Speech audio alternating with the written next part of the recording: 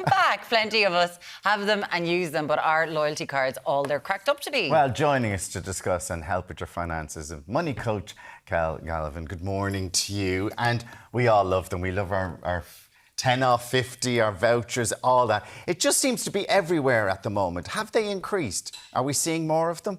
Oh, definitely. Oh, the last few years, it's just exploded. And even just looking at the grocery ones, like stores who didn't have loyalty points before. Now have them. Now they have them. And look, with the cost of living, there's tighter margins on things. So stores are trying to think of really clever ways to get you to come back and shop with just them and not one of the other ones. So is there advantages in having them then? Well, look, there's a couple of advantages, right? One is you get money off. You can collect points, which you can take off future things, and quite often you get coupons or special discounts on things, and that can be really good, particularly if they're in products that you like to use and you're going to have anyway.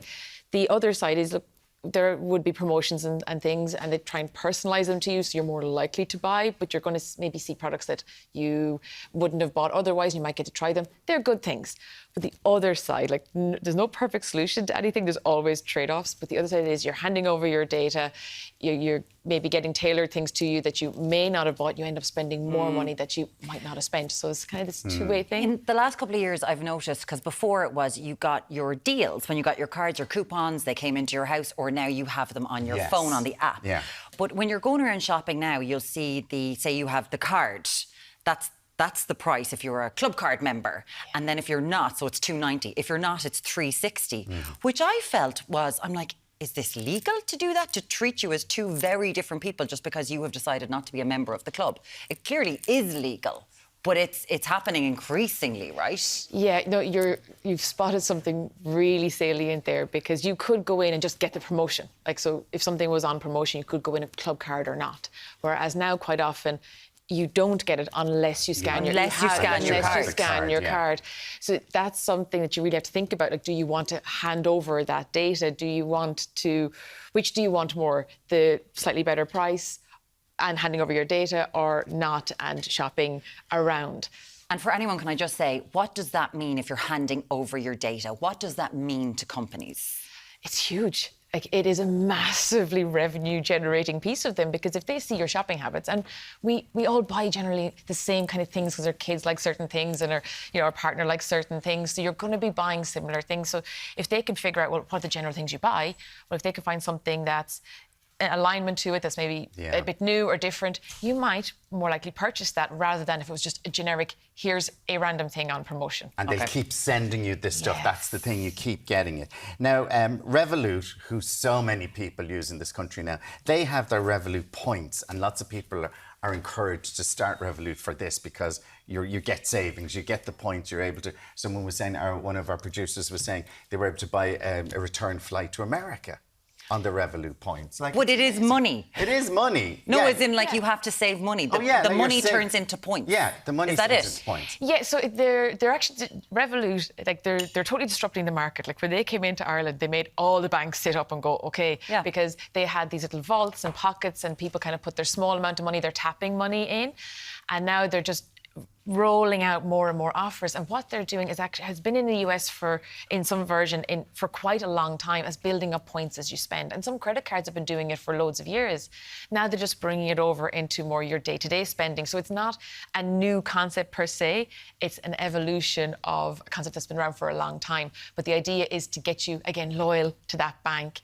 And look, if you're going to be spending anyway, then you kind of argue, OK, well, look, I get to build up these points, but it does mean that generally we'll end up having more and more products with that bank, and then But you just have to keep spending. That's the idea. They want you to... Everything you're using your Revolut card. Exactly. So you become loyal to that bank, and therefore if you maybe need something down the line, it'll be that bank that you go with. But what can you get from... What can you get from Revolut points, Rev points? They're well, with the Rev points, and it does depend, because the higher you go up, because you do pay for the different tiers that they have. So there's different tiers, but you pay, and you can pay quite a lot. Like, you could pay like tens of euros to actually have these different tiered things per month. Okay. Which, when you have it over a large demographic, that's a lot of money coming in. They're making money. Exactly. So if somebody is considering, do you know what, this might be a good idea for me, I'd say first, before you jump into having any tiered thing or paying out a lot more money than what you're used to paying out just for the service of having a bank,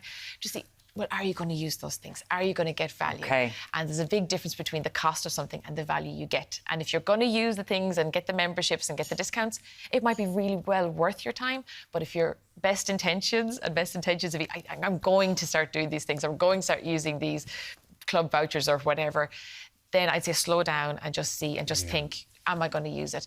Because it's like a gym membership. Yeah, we were surprised as well because lots of people get into debt. But we were surprised to hear this morning that the over 50s were some of the larger groups who are out of control debts, which you think you're over 50, your savings are done, you're much more settled and you're in a better position. But that alone, what you've just said there is really, I think, poignant in a way, because when you're over 50, you should be at all these places. You should have these milestones ticked. But people over 50, they came through the 80s of poor Ireland. Then they hit the Celtic Tiger, where suddenly we had all this money and we were developing faster than any other economy for a chunk of it in the history of the world. And now they're trying to deal with things. And Kel, earlier on, we were talking to you about savings and people getting into debt.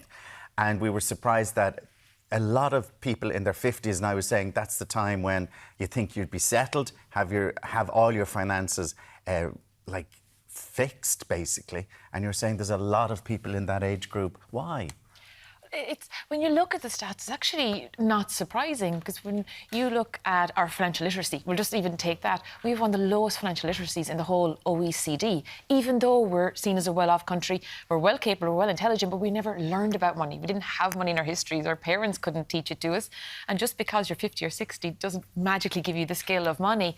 So I'm not surprised that people who've been through recessions and been through booms and grew up maybe in the 70s and 80s, where they didn't have that spare money, and now they're realising, look, I'm getting closer to retirement, I need a way out. So I'm not surprised to see it, and it's a tough place to be. Yeah, and it did point an awful lot to the fact that people were in negative equity, and it's all circumstances, Absolutely. 2 horrible recessions for people in their 50s and 60s. Now, let's get to your questions. Emma says, I've come into an inheritance of €100,000. Congratulations, Emma. And I don't know what's the smart thing to do.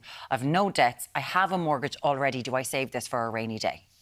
First of all, well done for having no debts. Amazing. Yeah. That is huge. Yeah. That is brilliant. Be really proud of yourself. You have this inheritance. This could be a once-in-a-lifetime windfall. So make sure you get the most out of it. So definitely look at your rainy day fund, look at your emergency fund. Make sure that you're protected, so you've good 6-8 months of a runway if something should be thrown to you left field from life. Yes.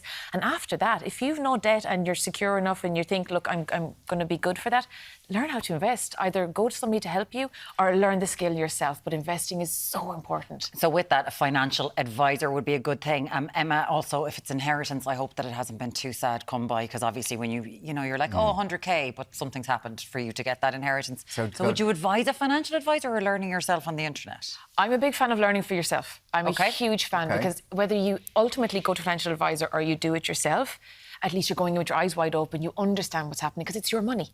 It's your money and it's your future. Okay, Christine, any tips to pay off a credit card debt of $2,500? I'm paying off $500 a month and leaving myself short each month. Is there anything else I can do? Oh, the poor woman. Credit cards are tough. Like, the average interest rate in Ireland is 22%. And that's including student credit cards, which are super low. So most of them, if you take that out, you're looking at the high 20s. And that's crippling. And if you're paying €500 a month, keeping yourself to the pin in your collar, that's really tough. So look, any savings she can make in other areas, absolutely. Like, look, do you have extra subscriptions? Is there something going out that you can possibly pull back on? No spend days, that kind of thing.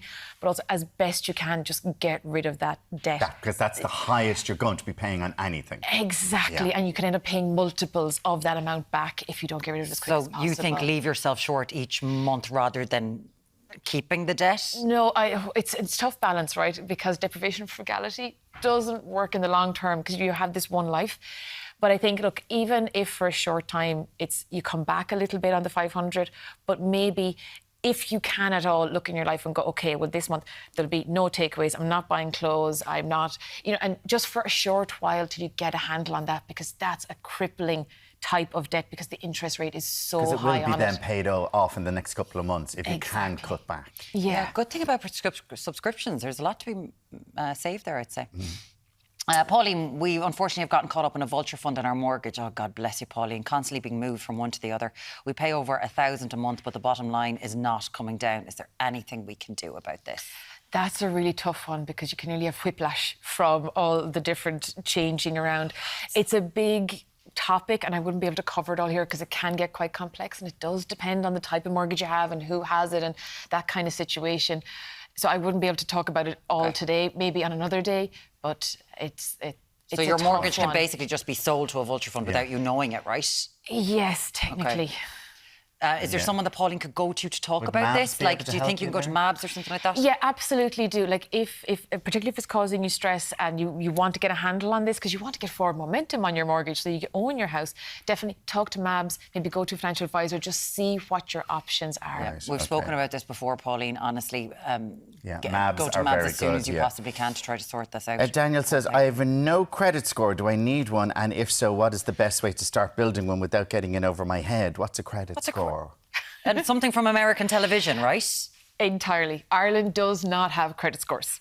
Okay, it's very much in America. You try and build your credit score by taking out maybe smaller debts just to build up your score, and it's an important thing. Is this the thing that the bank will look at and go, oh, is credit rating, like we might say here? Yes, so we do have something different in Ireland, and it is important to understand the distinction. But we do have a credit rating here. We have, you can get what's called a credit report. Right. So from the central credit registrar, and you can get it for free, and I recommend everybody gets a copy of this. And what's on it, it's literally just a list of any debts you've had, any debts you've paid off, maybe if there was a missed payment, if you have a car loan, your mortgage will be on it, all that kind of stuff. And it's literally just a record of what you've taken out over a certain length of time, but it's not a score. No, in America they are very much encouraged to get into debt, and that's why you have a credit score, right? Yes. So is that it tells if you pay it back well, if you're good or if you're bad. We do not have this here.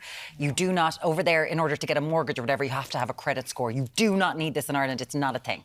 Correct. We have the credit history that you get in the report, which companies will look at to see, well, look, if you are getting a mortgage, they will check in on it. They want to make sure that you're good at paying things back if you did take out a loan, but it's not a score. In the US, it directly affects interest rates you get on your mortgage and different loans, and it can impact a whole heap of things. We don't have that in Ireland.